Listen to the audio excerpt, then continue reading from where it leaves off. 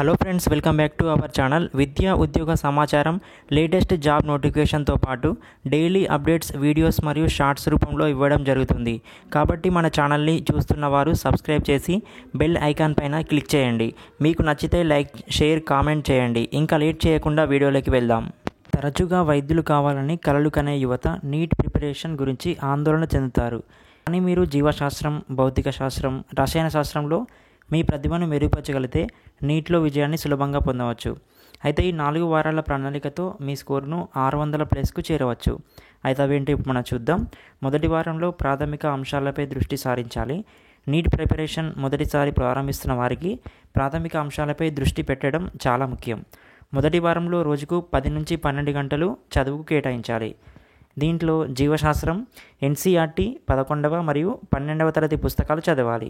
వీటిలో ముఖ్యంగా గుండె, మూత్రపిండం వంటి శరీరధర్మ శాస్త్రం అంశాలు, జన్యుశాస్త్రం, డిఎన్ఏ, మెండెల్ మరియు మొక్కల శరీర ధర్మశాస్త్రం అంశాలను ప్రతిరోజు 2 అధ్యాయాలు పూర్తి చేయాలి. ఇక భౌతిక శాస్త్రం, మొదటి చలనం, పనిశక్తి, ఎలక్ట్రోస్టాటిక్స్ వంటి సూత్రాలను గుర్తుంచుకోవాలి. ప్రతిరోజు కనీసం ఒక అంశాన్ని పూర్తి చేయడం అలవాటు చేసుకోవాలి. ఇక రసాయన శాస్త్రం, సేంద్రియ ప్రతిచర్యలు, భౌతిక సూత్రాలు, మోల్ భావన, థర్మోడైనమిక్స్పై దృష్టి పెట్టండి. ఇక 2వ వారంలో బలహీనతలపై పనిచేయండి. 2వ వారంలో మీరు బలహీనంగా ఉన్నటువంటి అంశాలను గుర్తించి వాటిని మెరుగుపరచడం అవసరం. దీనికోసం రోజుకు 12 గంటలు చదువుతో పాటు 1 గంట విశ్లేషణ చేయాలి.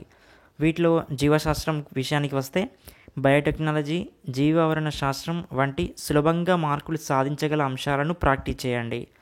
రేఖాచిత్రాలను సాధన చేయడం వల్ల గుర్తుంచుకోవడం అనేది సులభం అవుతుంది. ఇక భౌతిక శాస్త్రం, సంఖ్యా సమస్యలను పరిష్కరించడంపై దృష్టి పెట్టండి. రోజుకు కనీసం 20 ప్రశ్నలు పరిష్కరించాలి.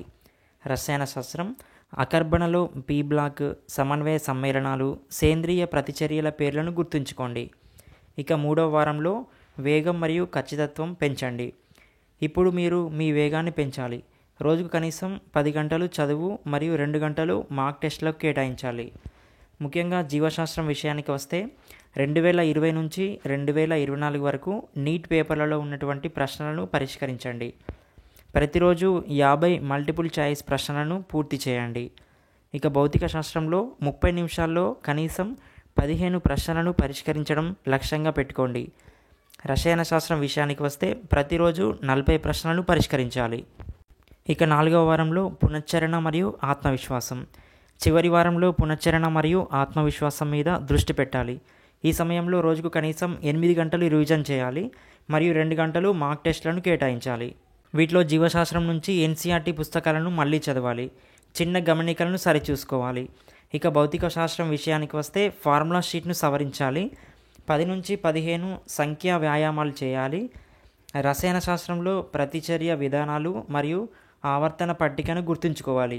ఇక మాక్ టెస్టులు, విశ్లేషణ, ప్రతిరోజు 720 మార్కుల పూర్తి నిడివిగల పరీక్ష రాయాలి. 600 కంటే ఎక్కువ స్కోరు లక్ష్యంగా పెట్టుకొని ముందుకు సాగాలి. ఇలా చేయడం ద్వారా నీట్ 2025 పరీక్షల్లో మీ విజయం సులభంగా సాధించవచ్చు. కష్టపడి సాధన చేస్తే మీ కలల గమ్యం మీ సొంతం అవుతుంది.